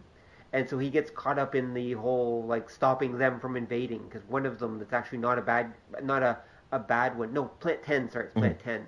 But the one that's actually not a bad one kind of tells him what's going on, and so he and all his people and his auxiliary group, the Blue Blaze Irregulars, because it's oddly very like team focused and everything. All work together to try to stop them, and it's got John Lithgow in first role. I remember seeing him in. He's the main villain, which is I believe John Smallberries, because all the villains have all named themselves John something, and they're all like, but it's all John and it's something ridiculous like Smallberries or something like that, or Two Top or whatever. They're all the Lectoids. It's one of the way you spot them is they're all named John, and it's a really odd film. But it's very entertaining, and it's absolutely it has one of the best credit sequences of all time. Oh, okay. End credits, best end credit sequences of all time. Do you guys remember what I'm talking about? I think so. The marching. The march. Yeah. It's where they do the march. They do the march to Buckaroo Banzai theme song. And it's just so happy and poppy, and it's just like awesome. Yeah, and stay tuned for the sequel that never showed up. And stay tuned for the sequel, Buckaroo Banzai versus the World Crime League, which almost got made more than once, but apparently because of rights issues hasn't. In fact, they were about to do a Buckaroo Banzai TV series with Kevin Smith was going to direct, and it was going to be a big deal. And then it was discovered that the studio said they had the rights, and the creators said that they now had the rights, and there was basically a huge rights fight about to happen, so the whole project got called off. Because we were about to see an actual modern, updated version, because it's a really beloved film. Yeah, it really is, and it deserves its status. At least I think so. Anyway, all right. So, Chad, do you have any more? I have a film called My Name Is Nobody. Have you ever seen that? I've heard of it, but I've never seen it. It's a really weird, obscure Western that was done in the 70s. And it's basically about this up-and-coming gunslinger. He's this kind of youngish guy who's like a dead shot. And he idolizes this older gunslinger who just wants to, like, basically retire. But this younger guy is like, no, he's the greatest, and I'll prove it by, like, setting him to fight this, like, 150-man gang known as the Wild Bunch. I'll set them off against those guys and to prove how awesome he is. But this thing is so brilliantly shot. It's actually kind of weird that it's not more famous than it is. Like, the guy who directed it really knew his stuff when it came to like composition and color and shadow. Like when you watch this thing with that in mind, you're like, my God, this thing is so well put together. It's kind of mind-boggling, but it's very subtle, obviously. But very funny film, just really odd, and again, it's got that cartoonish feel to it. At times, you're almost watching a live action cartoon movie. But was it meant to be taken that way? Oh, it was done as it was done as a comedy. So it is done as a comedy. Yeah. Sergio Leone actually came up with the idea for it. He didn't actually. That was kind of his involvement, but. Yeah, like it's really interesting. Worth tracking down to watch. Right. Okay, Don. Next one. I'm gonna go with The Class of 1999. Ooh, oh yeah, good one. Yeah, which was basically it's set in the near future where like gangs have taken over and this company's using they're Terminators, but they're teachers. They've sent them to the worst high school ever to act as teachers and clean the place up. And, of course, hijinks ensue. They're terminated. Yeah. I was going to say, didn't they learn their lesson from Chopping Mall to not have robots? Nobody learns that one. But it's another movie. It's an interesting idea. They don't do too bad of a job. Malcolm McDowell's in it. He plays, like, a victim, which is so weird to see. Stacy Keach plays the like representative from the company. He's the creepiest motherfucker ever. And the movie has one of my all-time favorite lines that you'd never put in a film now. But the one gang leader, the one kid, had just gotten out of prison, and he figures out what's going on. He's trying to unite the gangs, and his big speech is ended with the verse, "I don't know about you, but I'm gonna go in there and kill me some teachers." So. Well, it's very 1999. It is, and it's another one of those ones that it's not a terrible film, and it's really weird and it's really entertaining. Right. I just remember it mostly as the sequel to The Class of 1984, which I remember watching years before. At least I think it was kind of meant to be, maybe. No, I don't know whether there's a real connection between them. No, there wasn't, because The Class of 1984, that's an interesting movie, too, because it was one of the generic, you saw in the 70s going into the 80s, they did the troubled teen films, but the idea was the troubled teen wasn't the misunderstood hero, they were a villain. Yes, and, that's The Class of 1984. Yeah, and it's basically a crime drama. What's most notable is the bad guy, finger quotes, is, and they play him up as a bad guy. He, like, kills people and beats people up, and he rapes one of the teachers, and he's the most 80s thing ever. It looks like the 80s threw up on, like, Bud Bundy. Yeah, basically. Yeah. And he would never fly as a villain, because you'd see this guy with, like, his bright shirt and giant hair, and he'd be like, fuck off. Yep, I can totally see that. Yeah. Okay. Chad, you got another one? Mad Monster Party, which was it was a stop motion animated film by Rankin Bass, the people responsible for King Kong Escapes, but also Rudolph the Red-Nosed Reindeer. And it was it's this weird story about it's a full-length film. This was actually like put in the theaters of the Dr. Frankenstein summons a bunch of monsters, the classic Universal monsters. So there's like, Frankenstein and the Dracula and the Wolfman, and all these guys show up for a big party where he's going to unveil his newest invention, which happens to be, I think something about he had a formula. He was gonna create like the secret of total destruction. That was his invention. So. Okay, Secret of Total Destruction. Okay, works for me. Yeah, but it's not a great movie, but I have a soft spot for it because it is stop motion, which I've always loved, and it's got some beautiful designs in it, and like it's just fun to see as a sort of a relic of its time period. Because I think it came in towards the end of that sort of the monster craze that happened in the 50s and 60s.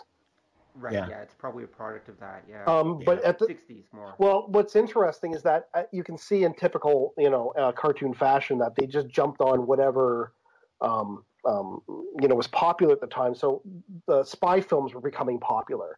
So the beginning, the opening credits of the film have this really odd musical number that is so not fit to the film. Like it's a bad fit. It feels like it should be something in a James Bond movie. Despite the fact it's supposed to be a monster film, and it's like, where's this coming from? And it was just oh, well, this is popular right now, so let's put one of those in the opening.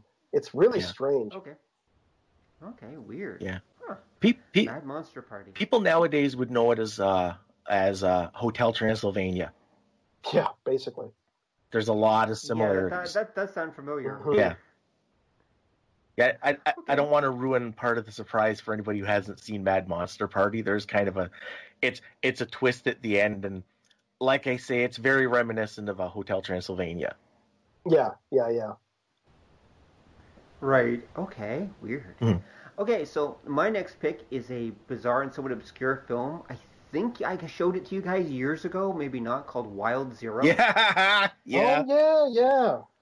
Yeah, Wild Zero, which I can best it was a Japanese-Thai co-production, and I can best sum it up like this. It's the story of a confused young man who gets caught in the middle of an alien invasion and rescues this beautiful girl who turns out to be a guy.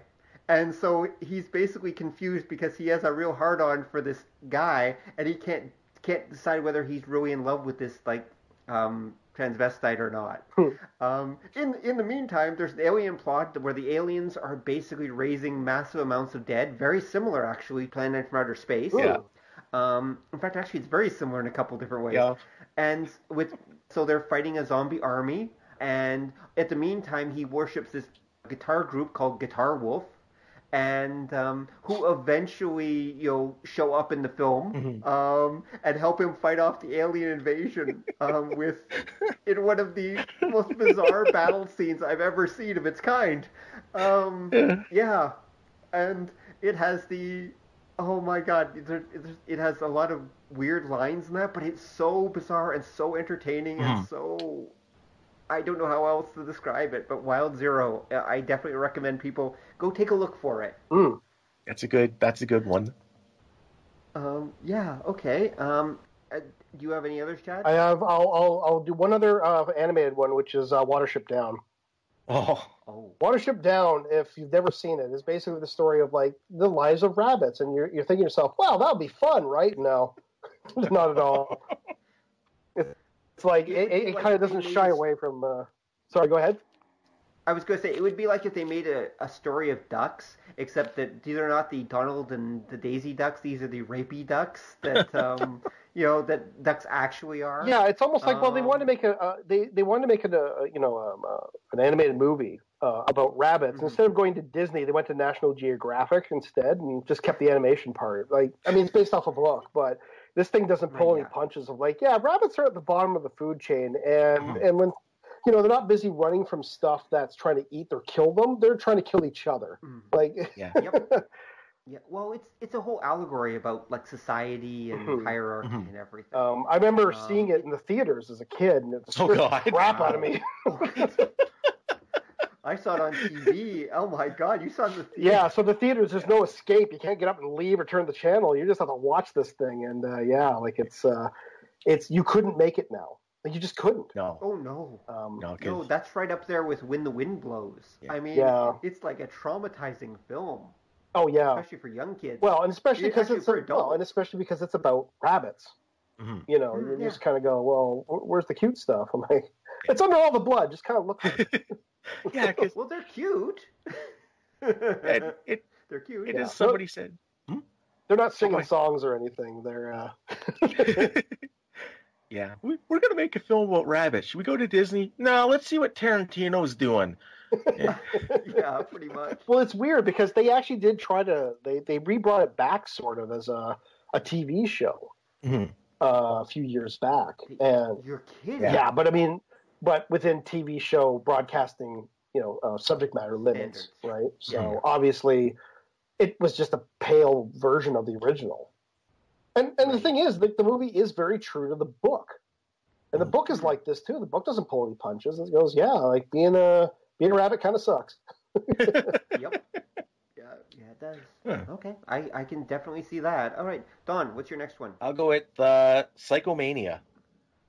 Psychomania. I've heard of it for many years, but I've never seen it. No, it's one I saw it when I was a kid, and it's one of the ones that I've always been mildly obsessed with. It's set in like the late 60s, early 70s, and it's a British film, and the main character is the leader of a motorcycle gang, and his parents are they're witches, they're warlocks. They've made a pact with the devil, and he finds out the secret of immortality, which is basically when you die, just don't believe you're dead.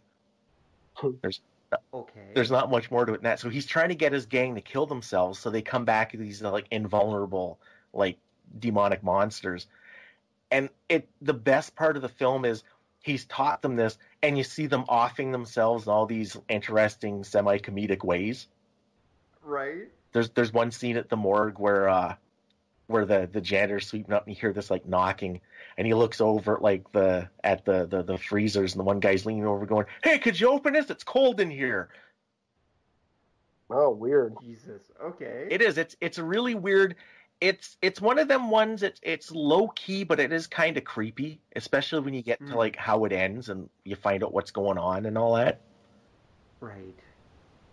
Okay. Oh. I can definitely see that. Huh. Okay, definitely one to look out for. Probably on YouTube as well. Yeah.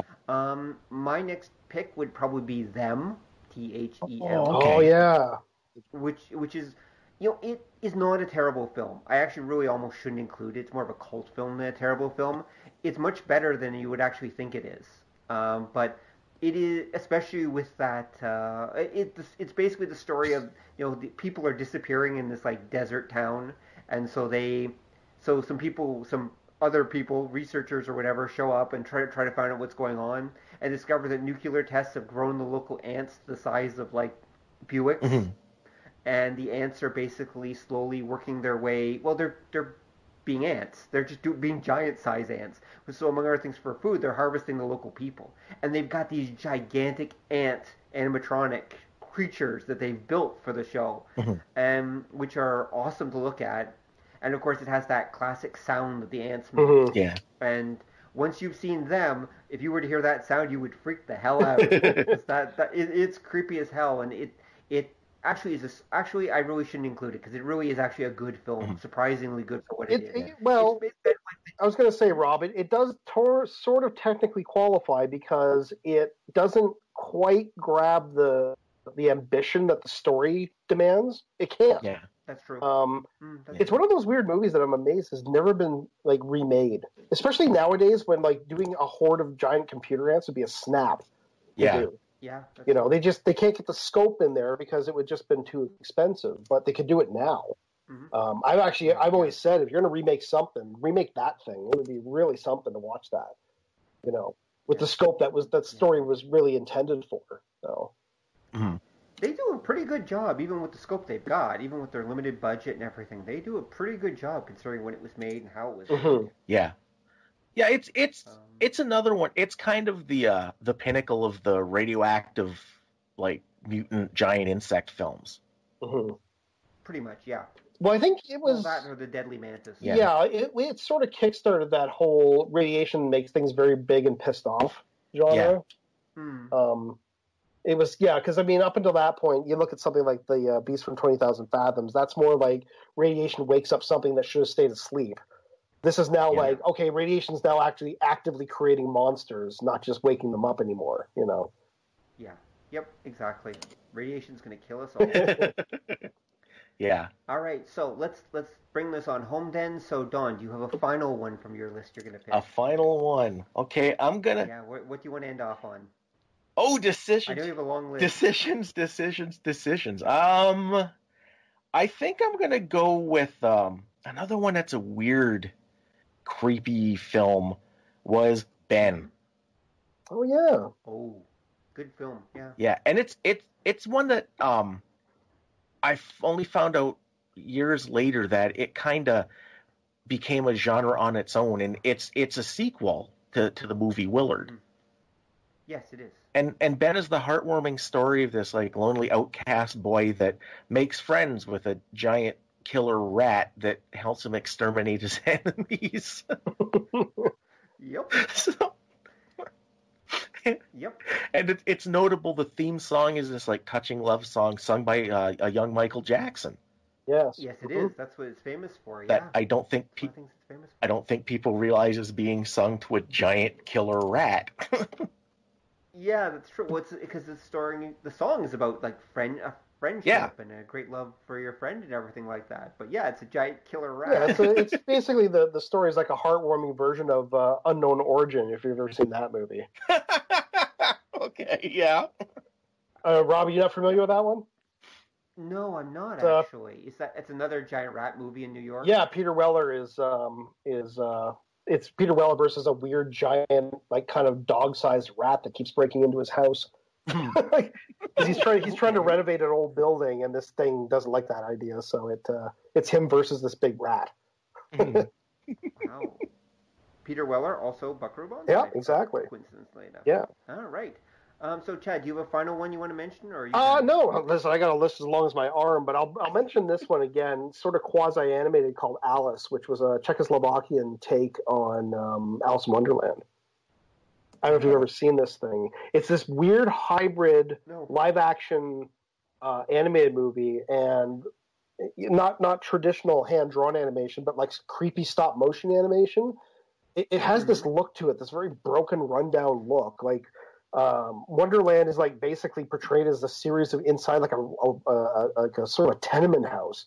You know, all the creatures like the white rabbit are like literally taxidermied models running around. It's Alice shrinks from drinking like a potion and she turns into a weird little stop motion Cupid doll. It's a really weird movie, but it's fascinating to watch just from its dedication to what it's doing from an art direction point of view. And it's unsettling, and oddly enough, like very faithful to the original story. It's just done in this really kind of unsettling style. Worth seeking out just to watch it, just for that. Like it's creepy, but it's cool. Wow. Okay. And I'm going to end with another Chinese film.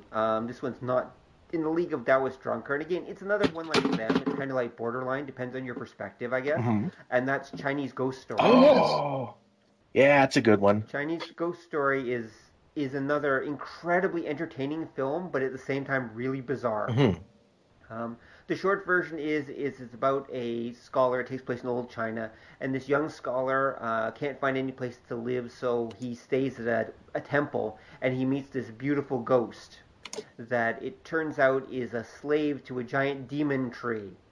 And so he teams up with this singing kung fu priest that to help defeat the evil demon tree that like uses these female ghosts to basically lure men in and suck their life out. Hmm. And she's got a whole harem of them. And except it's really bizarre, but it's also oddly sweet and fun and just a really entertaining film. And they made like 10 sequels to it because it was so damn popular. Yes, but now didn't also this thing fall, like, they don't make them anymore because isn't there now some anti-ghost rule in China where you can't? Oh, yeah. This is from like 1980s Hong Kong. You're right. They couldn't make it now because they couldn't be shown in the Chinese market because you're not allowed to promote the supernatural. So you can't have any ghost films in Hong Kong. Yeah, it's kind of weird how it's this oddball relic that was insanely popular and now it's kind of like forgotten about in a weird way. Yeah, because you couldn't show it in mainland China right now. Not legally, but from what I hear, China's kind of like here in a sense that a lot of stuff gets passed around the internet that officially isn't supposed to be released. So it won't show up on TV or anything, but I bet Chinese could still watch it if they want to. And I know it's still popular in like Hong Kong and Taiwan and the Chinese diaspora anyway. Yeah. And it has a lot of fans outside of China too, of course. Yeah, it even spawned an animated movie, as I recall. Yep. Yes, it did. That was a Hong Kong film because I think that came out though before the whole ghost ban in China. Mm-hmm. The whole ghost ban in China is maybe less than 10 years old. Yeah. Right. And so it's been remade many times because it literally was one of the most popular Hong Kong films of all time, I think. Wow. Yeah. For a very good reason. It hits a bunch of notes beautifully, but at the same time, it's a really bizarre and over the top film.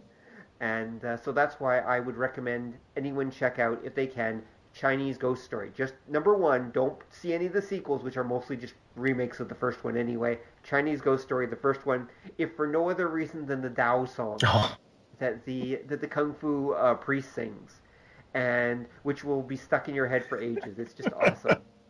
Yeah.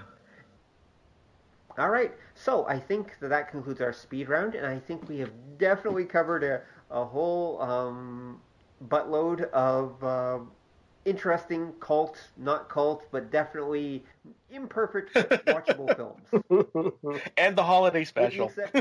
And the holiday special. I was about to say that. And the holiday special, yeah. Which is definitely not watchable, but should you dare, or you'll be drunk or high, give it a go.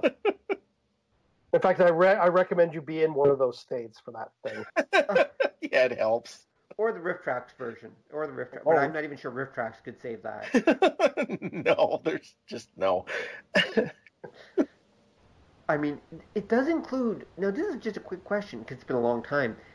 It includes Princess Carrie Fisher there singing the Star Wars theme with lyrics, too, doesn't it? Yeah, it's the Life Day song at the end, yeah.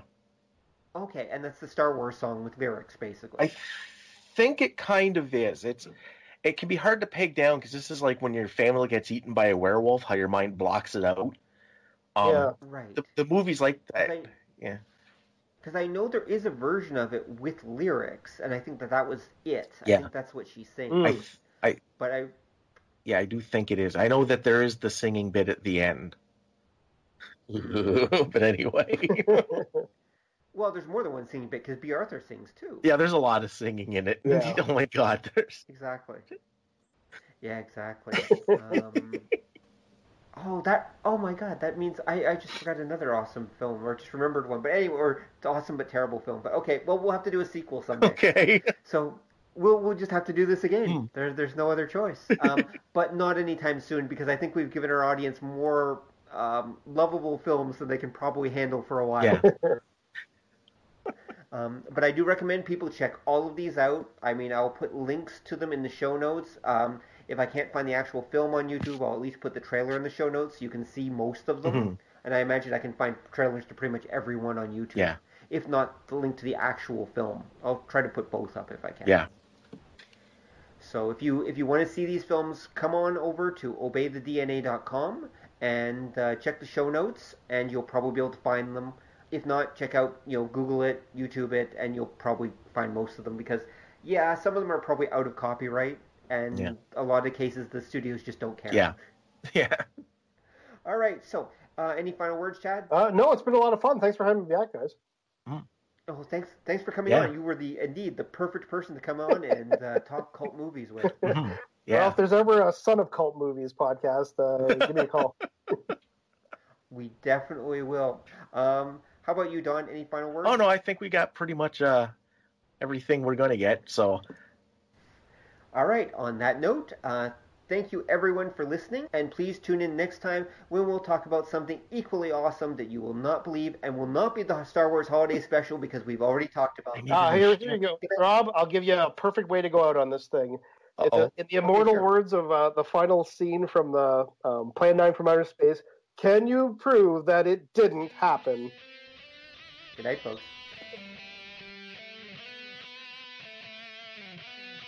Thanks for listening to the show. If you'd like to hear more or join the conversation, come visit us at obeythedna.com. You can also find us on iTunes or whatever fine podcast site forgot to lock their back door. So until next time, remember that to master the nerdly arts takes time, practice, and enough Coca-Cola to drop a rhino. See ya!